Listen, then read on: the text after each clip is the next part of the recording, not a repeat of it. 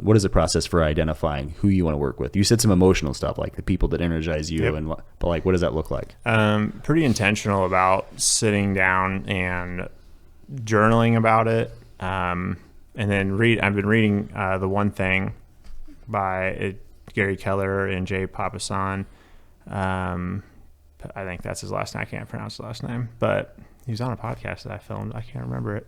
Anyways, I've been it's like reading books that kind of help you identify those things that help prompt good questions to ask yourself. So I'll be writing a lot of pros and cons lists about like different kinds of videos that I've made, what I like about it, what I don't.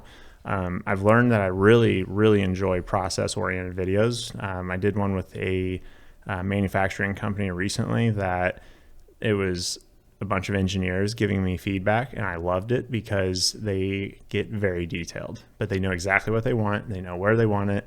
And I'm like, I like for business, those are the best kind of clients for me right now, versus people that are like, we want something fun and upbeat that we'll just trust you to create. I like those kinds of videos, but as far as like a sustainability factor, I know I can't keep doing those at a certain price. Like you always increase the price and it makes everything more fun.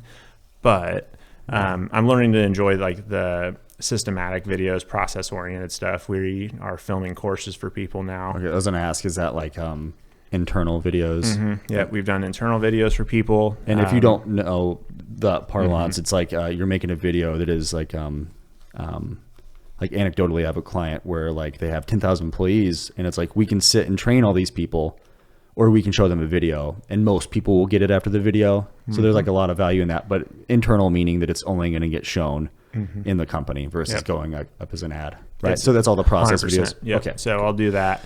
And those kinds of videos I looked down upon when I first started, because I was like, I need to get flashy views and all this, but I'm like, no, there's a lot of value in systemizing something and creating videos for it so that people can streamline their workflow and hiring processes. So there's a very practical side to video creation that is commonly overlooked because it's not flashy, it's not for Instagram, it's just there for a company's use. And a lot of times you sign a NDA where you can't talk about it. So it's like, because they're talking about their company and the inner workings of their company, and then it's for HR. And so it's, dude, all of my clients are that. And I'm like, fuck, like I can't talk about any, I'm like I would have to like do mock video shoots. They'll look like a video creator on the internet. Yeah. So it's like, I'm saying that just because one, I think it's interesting to me and probably to you, but like, if you're listening to this, it's like the people that you see online that are video creators, maybe some of them are showing real clients, but a lot of it's like,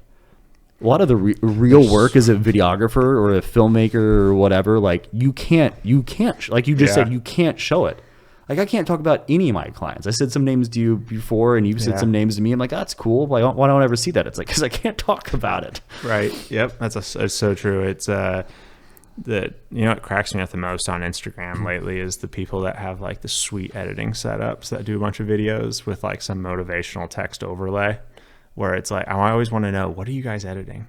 Like, what are you editing? Or is that client work, or are you editing for Instagram? Yeah, they're a CEO, like sales rep for like Tyson Chicken, or like their manager at Target. I always want to know about it, but I love some of the editing setups I see on Instagram. I'm always like, dang, you spent a lot of money on that setup to edit what? What are you editing? I need to start showing my editing setup, and it's like a half like eaten sandwich, and then like there's a kid, and the dogs are barking at something, and I'm like gimbal swooping. But no, you don't have any neon sign or something with your logo. Yeah, believe in yourself. Yeah, baby. And then like perfect lighting, and it's that's a trend on my algorithm right now. Yeah, I get that a little bit. My algorithm is just like my brain. It's like, depending on the time of the day that I get on, it's very fascinating. I've figured out that I get a lot of guitar ads at night. I'm like, is that interesting? Yeah. My brain's like, you'll probably buy something stupid right now that you won't use.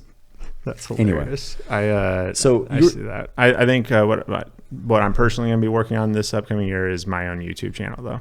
I'm going to be putting in a big effort towards Race Day Tyler, because it's something that I enjoy making. I enjoy the people in the industry, and I enjoy the industry. And I've been neglecting it. I've got 5 races banked that I'm going to be editing this winter. And I enjoy going to races as much as anything else, but especially with a camera. And that's partially because it's like I grew up going to racetracks. And so I think I'm going to be making a big push this year on that to grow that and see what can come from it, which is a little bit scary because I'm like, okay, I got to create an income stream that can help support that while I go do that. And so that's what we've been figuring out over at our household.